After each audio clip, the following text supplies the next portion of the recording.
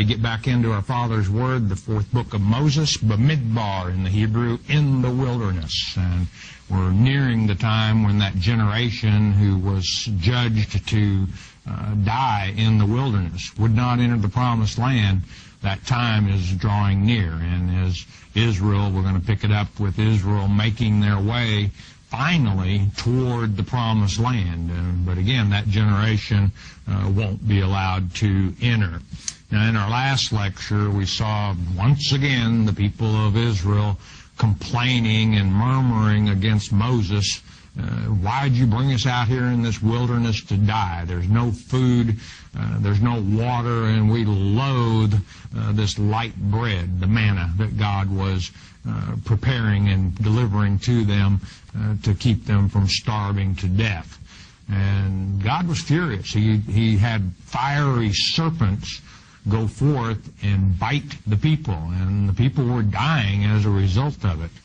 And the people came crying to Moses, "We've sinned, Moses, please pray for us." And the intercessor once again interceded for the people, and God had Moses make a copper or a brazen serpent and raise it up on a standard or a pole.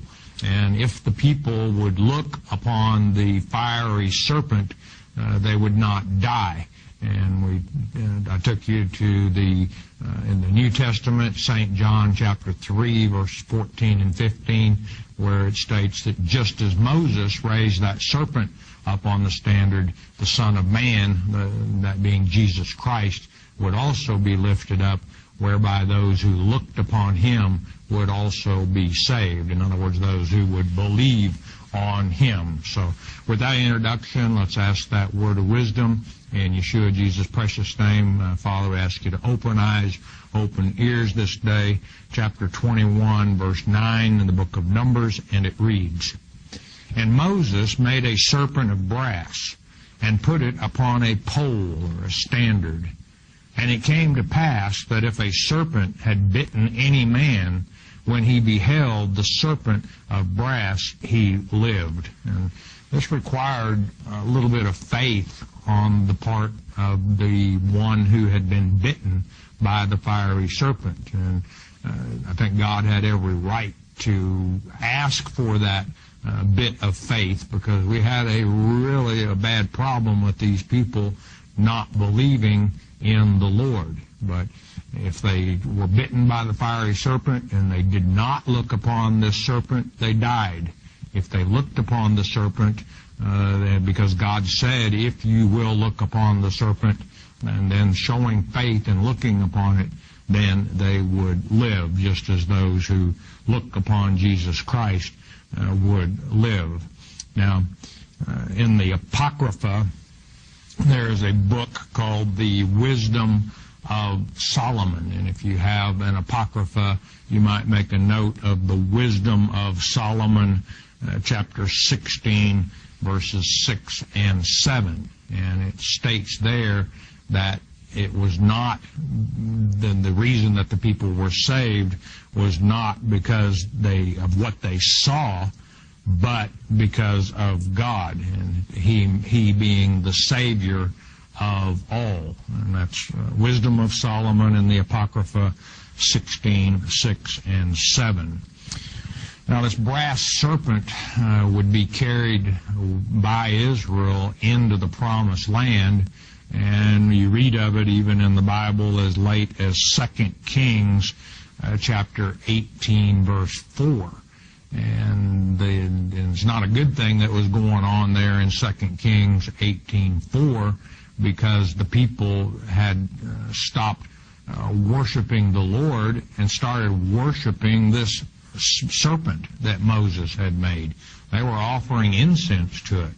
And when Hezekiah discovered that, he had it, Hezekiah, if you're not familiar, one of the more righteous kings of Judah, and when he found out that the people were offering incense to the brass serpent, that was it for the brass serpent. He had it stamped into pieces and destroyed.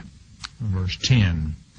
"And the children of Israel set forward and pitched in Oboth." Oboth means water skins. The word pitched means that they encamped, working their way, circumferencing Edom, and, as we'll see, also Moab, going around the long way, but eventually going to make their way to Jordan and cross over into the Promised Land.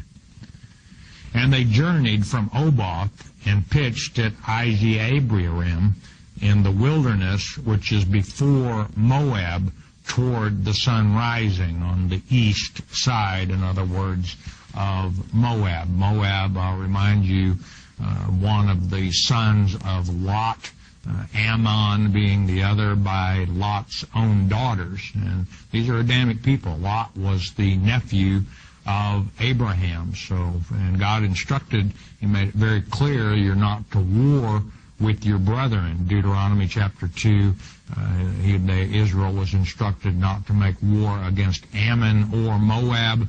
Deuteronomy chapter 3, the same prohibition was placed on warring against Edom, because they were Adamic peoples.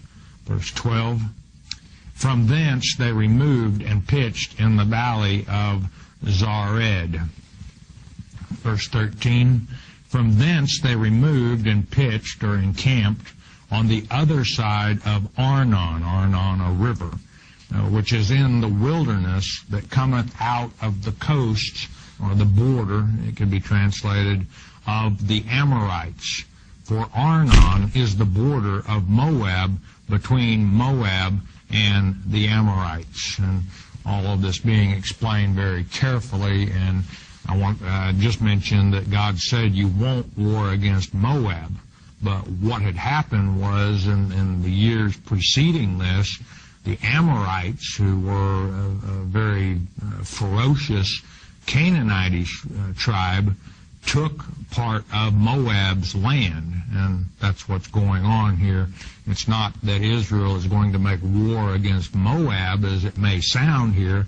It's simply stating the fact that the Amorites had taken a big part of the land of the Moabites. Verse 14, wherefore, or maybe better translated, therefore, it is said or written in the book of the wars of the Lord, what He did in the Red Sea and in the brooks of Arnon. And this probably a collection of odes that go all the way back to the time of Moses. And this, what he did in the Red Sea, or the book of the wars, actually, some of you it's what he did. Those of you with reference Bibles, some of you even have that this could be translated Baheb in Suphah, which is one of the Amoritish fortresses. And this is really not a good translation. I think what it's saying here is that the latter phrase is saying that there was an Amoritish fortress, and Yahweh took it by storm. The Lord leading finally His people into Israel, and this new generation is going to have the faith and the confidence in Him to trust Him to deliver them into the Promised Land, finally.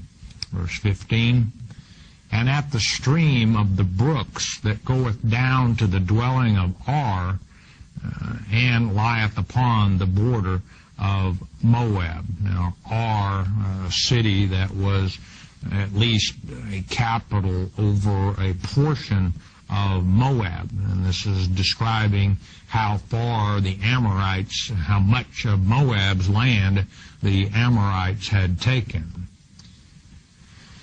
And from thence they went to Beer. Beer means well.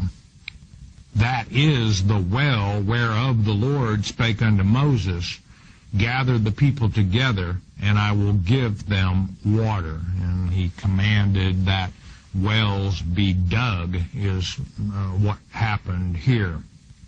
17, then Israel sang this song, spring up, O well, sing ye unto it, commemorating the divine gift of grace that the Lord provided in providing water to the people of Israel. But this time he's not going to make it so easy that he gives it to the people out of a rock. And they're going to have to work for it and dig some wells. 18. The princes digged the well. The nobles of the people digged it. Everybody with the shovel in hand, if I can say it that way. By the direction of the lawgiver with their staves, and from the wilderness or the desert they went to Mattanah, and Mattanah meaning gift of the Lord, and the water was a gift to them. In most places, you know, in the Bible you see lawgiver. Moses comes to mind, but I think this refers to the Lord himself, as it's written in Isaiah chapter 33, verse 22 of the Lord, that he is the judge, he is the king, he is the lawgiver. Beer probably the same as Beer Elam, as it's seen in Isaiah chapter 15, verse 8, on the northeast of the territory that did belong to Moab.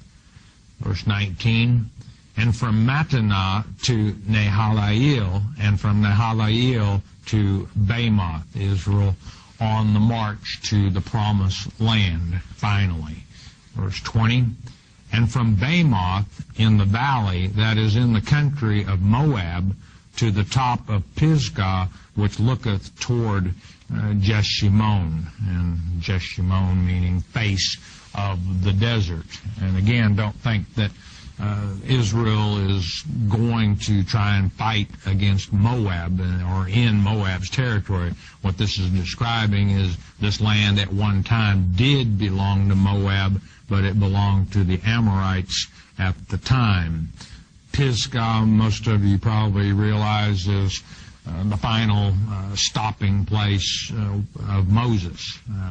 From Pisgah, which actually means the hill, or hill in Hebrew, you could literally see across Jordan into the promised land. And this would be the hill where Moses would pass away. He would be allowed to see the promised land, but not enter the promised land. Now, God about to build the confidence and the trust of the people, the younger generation, finally seeing some progress. Can you imagine, for some 38 to 40 years, they've been wandering around out in the desert, really with no sense of direction, given up on the older generation as far as entering. They probably heard about this land that flowed with milk and honey. From, if nothing else, the stories of the spies who went into the land. But here, finally, they're seeing some results and moving toward the promised land. I'm sure that it brought joy to the younger generation's heart. Verse 21, and Israel sent messengers unto Sihon, king of the Amorites, saying, now, what they're going to do, Israel is going to ask of Sihon the same thing that they asked of Edom, and that was, let us stick on the king's highway. We won't turn left or right. We won't go into your fields or your vineyards and destroy your crops. We won't steal your water. All we ask is that you let us go through your land, and it would be easier going for us. 22, let me, this is speaking of Israel, pass through thy land. We will not turn into the fields or into the vineyards.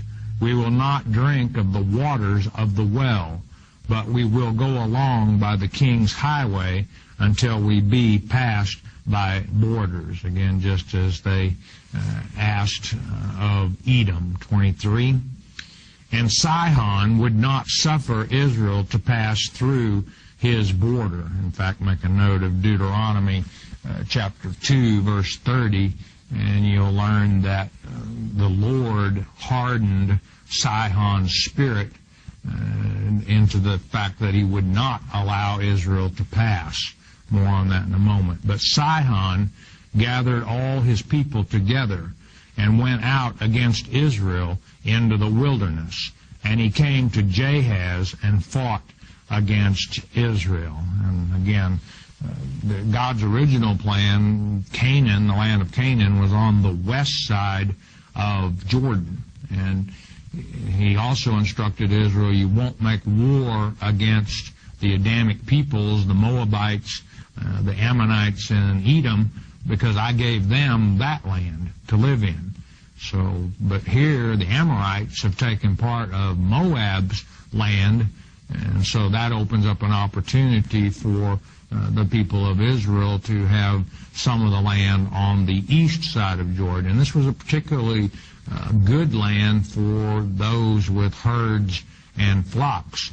And eventually the tribes of Gad, Reuben, and half Manasseh, who had a lot of herds and flocks, would petition the Lord through Moses that they might make their land, their inheritance, in the land on the east side of Jordan.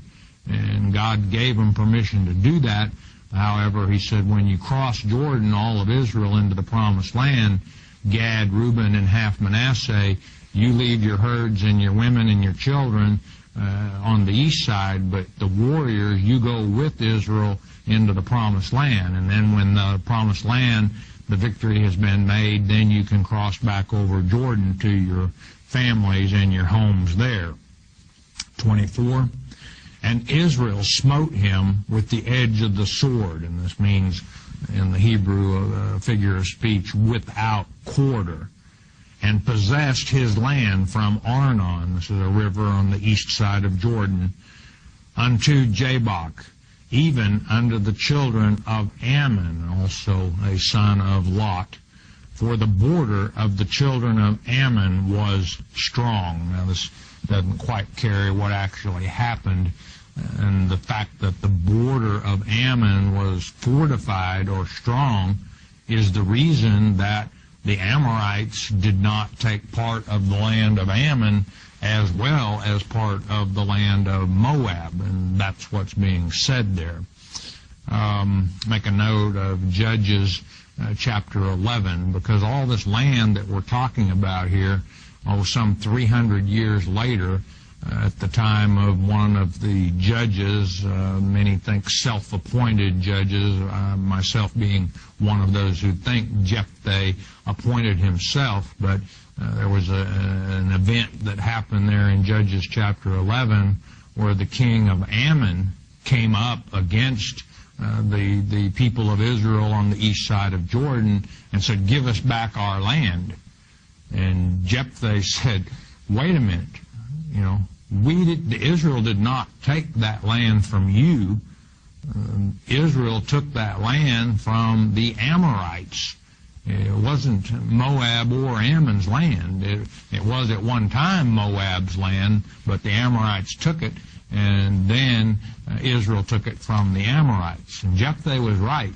And he said, you, the king of Ammon, and the Ammonites, you need to take the land that Chemosh, which was their god, small g, gives you, and we'll keep the land that Yahweh has given us. So this same land, some 300 years later, became the subject of contention between the Ammonites and the Israelites at the time of the judge Jephthah.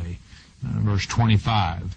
And Israel took all these cities, and Israel dwelt in all the cities of the Amorites in Heshbon and in all the villages thereof. And this villages in the Hebrew is daughters, and it's often used of smaller towns around a large city, such as Heshbon here is given. It would be the smaller towns around Heshbon as well. And actually, the actual settlement didn't begin until Moses gave the land at the Lord's instructions to Reuben and Gad, and which we'll see in chapter 32 when we get there in this book of Numbers. 26, for Heshbon was the city of Sihon, the king of the Amorites. who had fought against the former king of Moab. Here we're getting a little bit clearer on whose land this was. And taken all his land out of his hand, even unto Arnon. And that was exactly the way things came down. In fact, that's what Jephthah made very clear when he was arguing his case against the Ammonites in Judges chapter 11. 27. Wherefore, or therefore, they that speak in proverbs, these are songs in commemoration of the victory over the Amorites, say, Come unto Heshbon, let the city of Sihon be built and prepared. And this is stated ironically to the Amorites. What this means is that we whipped your tails good. Why don't you come to Heshbon and build and restore the city of Heshbon? And no intention made for them to do so, but kind of said sarcastically, if you will.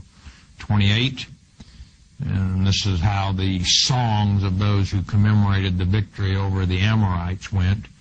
For there is a fire gone out of Heshbon, a flame from the city of Sihon.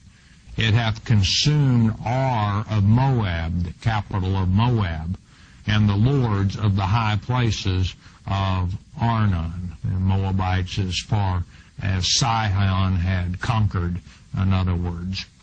Verse 29, Woe to thee, Moab! Thou art undone, O people of Chemosh. This was one of their gods. The Ammonites also worship Chemosh, Chemosh being related to Molech, the god, small g, who the people would pass their children through the fire in sacrifice. He, referring to Moab, hath given his sons that escaped and his daughters into captivity unto Sihon, king of the Amorites. Moab totally lost, and those who survived the war with the Amorites were made subject to the Amorites. In other words, they're saying, your God, Chemosh, delivered you from, your God could not deliver you from your conquerors, the Amorites, and our God gave a victory to us over those who conquered you. Verse 30, We have shot at them, Heshbon is perished, even unto Dibon, and we have laid them waste even unto Nophah, which reached unto Medeba. And these are cities or areas located in the land that was conquered, and basically saying from one end to the other, Dibon being the furthest south, Nophah in the northeast, and Medeba in the southeast, just 2 hours southeast of Heshbon. In other words, from one end of the kingdom to the other, God gave us the victory. Now the victory has been had over the Amorites. Now we're going to get to the big boys. 31. Thus Israel dwelt in the land of the Amorites. And Moses sent to spy out Jahazer. Jahazer was a part of the Amorites' land. And they took the villages thereof, and drove out the Amorites that were there, that completing the victory over the Amorites. And now come the big boys. By the way, they spy, and that, check that out in the Strong's, is a reconnaissance or actually a smaller army. 33, and they turned and went up by the way of Bashan. And Og, the king of Bashan, went out against them, he and all his people, to the battle of Edrei. Now, Og, those of you who may or may not know, was of the descendants of the Nephilim. He was a Geber of the giants, and I mean, he was a big one. In Deuteronomy chapter 3, verse 11, it reads that his bed was 9 cubits in length and 4 cubits in breadth. And depending on whose cubit you go by, that could have been anywhere from 13 to 18 feet in length and then 6 to 8 feet wide. So he was a big one. And you know what's funny about this? Well, let me go another verse and then we'll talk about it. Verse 34. And the Lord said unto Moses, fear him not. Don't be afraid of the giants. For I have delivered him into thy hand, and all his people and his land, and thou shalt do to him as thou didst unto Sihon, king of the Amorites. And they smote them with the sword without quarter, which dwelt at Heshbon. Pretty good odds for a victory when the Lord says, I'm going to give them to you. And it's odd to me that here, you remember back in chapter 13, we had the 12 spies of Israel that went into the promised land, and some 40 years earlier. And they came back out of the promised land and said, oh, it's a good land, all right. Look at all these grapes that we got. One cluster of grapes, and it took 2 men to bear it. But they said, there's giants over there. And there's no way that we were like grasshoppers in their sight. There's no way we can take that land from the giants. And had they trusted and believed in the Lord, they would have been into the promised land 40 years earlier and not wandering around in the wilderness, but finally trusting in God and taking care of the giants. 35. So they smote him, referring to Og and his sons and all his people, until there was none left him alive, and they possessed his land. God always keeps his promises. If he tells you, I'll give you the victory, and you can enter the promised land, you're going to have the victory, and you can enter the promised land. And there are no giants that can prevent you from doing so. Satan himself cannot prevent you from entering the promised land if you trust and believe in the Lord. Now imagine this. You've got 2.1 to 2.4 million people, by my estimation. That's based on the fact that there were 603,550 fighting men numbered at the beginning of this book of Numbers, moving through the wilderness. Now, that large a group does not move from one place to another unnoticed by the other peoples. And what we're going to see in the next several chapters, as a matter of fact, the events of the Moabites. And we have a king of Moab called Balak, and he sees this with his spies, sees the people of Israel moving from location to location. They see Israel defeat the Amorites. They see Israel defeat even the giants, Og and his, and now they've moved up on their border. And again, that doesn't go unnoticed at this time. So, in a nutshell, Moab is shaking in their boots. They're thinking, here we got these 2.1 to 2.4 million people with 600,000 army, and they're looking for land.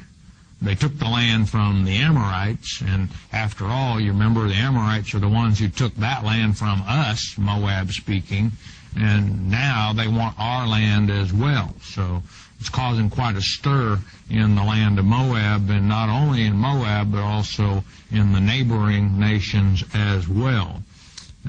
What's going to happen is Balak is going to try and hire Balaam to curse the nation of Israel to weaken them so that he and his armies, and maybe if he can round up a couple of allies, can defeat this nation of Israel and prevent them from taking their land. Israel had no interest in their land because God had already told them, I gave that land to Ammon, I gave that land to Moab, I gave some of the land to Edom. You don't try and take it away from them. Chapter 22, verse 1, the events of Balaam and his ass. Chapter 22, verse 1. And the children of Israel set forward and pitched in the plains of Moab on this side Jordan by Jericho, on the east side of Jordan, and not in the land of Moab, but the plains of Moab, which was on the border of what Moab had left, what little they had that the Amorites hadn't taken. 2. And Balak, the son of Zippor, Balak, by the way, translated means spoiler, saw all that Israel had done to the Amorites. And he was frightened. 3. And Moab was sore afraid, this word is vehemently afraid, of the people of Israel, because they were many. And Moab was distressed because of the children of Israel. And Deuteronomy chapter 2, 28, it's written that Israel even tried to pay Moab for the water and food, and they wouldn't hear of it. And my point is that Moab had no reason to be afraid of Israel, because Israel didn't try and forcibly take the food and water or their land. They offered to pay for the food and water. Verse 3, or 4 I should say, and then we'll stop for the day. And Moab said unto the elders of Midian, Midian, you can figure out who those people are, make a note of Genesis chapter 25, the first 3 verses will document that Midian was the son of Abraham and Keturah. So again, Adamic peoples. Now shall this company lick up all that are round about us, as the ox licketh up the grass of the field. And Balak, the son of Zippor, was king of the Moabites at that time. Now, this really loses it in the translation. Moab, being afraid of what Israel's intentions are, goes to his neighbor Midian and says, and that's a figure of speech, like an ox licketh up the grass. He's saying, look what they did to the Amorites. Look what they did to Og. And do you think they're going to stop there? They're going to lick us up, all the neighbors, Moab and their neighbors like Midian, if we don't do something about that.